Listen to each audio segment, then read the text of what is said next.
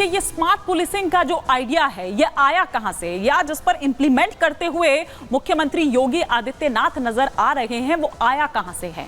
वो आया है, आपको याद होगा, गुवाहाटी में एक इसी तरह की जो एक बैठक है वो की थी तमाम, उसमें देश भर से जो डीजी हैं वो इसमें शामिल हुए थे और प्रधानमंत्री नरेंद्र मोदी ने वो मंत्र यहां पर दिया था, वो बड़ी बातें जो हैं वो यहां पर कही थी, वो स्मार्ट पुलिस के लिए मंत्र यहां हम आपको बता रहे हैं कि क्या कुछ वहां पर कहा गया था, मोदी का मंत्र क्या था स्मार्ट पुलिस के लिए। सबसे पहले तो उन्होंने स्मार्ट का जो मतलब है वो बताया था। उन्होंने कहा कि एस मतलब स्ट्रिक्ट और सेंसिटिव। यही बात योगी आदित्यनाथ करते हुए नजर आ रहे हैं कि स्ट्रिक्ट तो आपको रहने की जरूरत है, लेकिन कुछ मामले ऐसे होते हैं, खासतौर पर महिलाओं से जुड़े अगर कोई मामले हों तो उसमें आपको संवेदनशील यानी कि सेंसिटिव होना भी जरूरी है। साथ ही साथ मॉडर्न और मोबाइल, मतलब मॉडर्न भी होना है आपको और मोबाइल भी आपको होना है, यह भी एक टेक्निक है।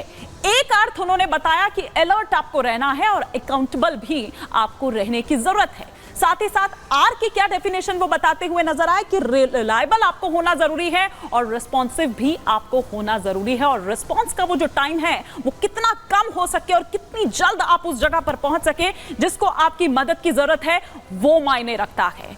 टी का उन्होंने मतलब बताया टेक्नो सेवी और ट्रेंड, इसकी बेहद जरूरी, इसकी बहुत जरूरत है।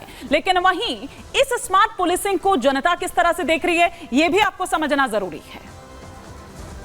पुलिस का आधुनिकीकरण और ये जितना भी इस समय बहुत ज़रूरी है, क्योंकि जिस तरीके से हमारे समाज का परिवेश बदल रहा है, योगी जी और मोदी जी की जो नीति है वो कहीं ना कहीं गुंडा राज और भ्रष्टाचार को इनका स्टार्टिंग से शुरुआत से नारा रहा, ना गुंडा राज ना भ्रष्टाचार। देखिए भैया, ऐसा है ना कि पुलिस का आधुनिकीकरण होना इसलिए भी आवश्यक है कि जैसे एक पहले चलता था, लोग स्लोगन देते थे कि अपराधी आएगा, अपराध करके चला जाएगा, उसके कई दिनों बाद, कई घंटों बाद पुलिस आएगी।